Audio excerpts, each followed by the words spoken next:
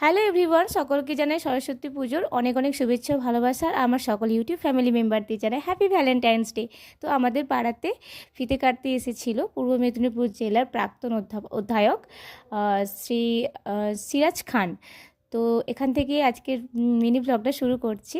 তো প্রথমেই পাড়াতে এসেছিলাম অঞ্জলি দিতে, তারপরে গিয়েছি কলেজে। অনেক দিন বাদে 5 বছর পর কলেজে গেলাম। তো এটা আমাদের পাঁশকুড়া বনমালী কলেজ। তো এখানে 3টে পুজো হয় ইউনিয়ন থেকে, ফিজিক্যাল এডুকেশন ডিপার্টমেন্টে, আর একটা হয় পুজো সেটা বয়েজ হোস্টেল থেকে। তো বয়েজ হোস্টেল থেকে আমাদের ইনভাইট ছিল, তো তাই সেখানে গিয়েছিলাম।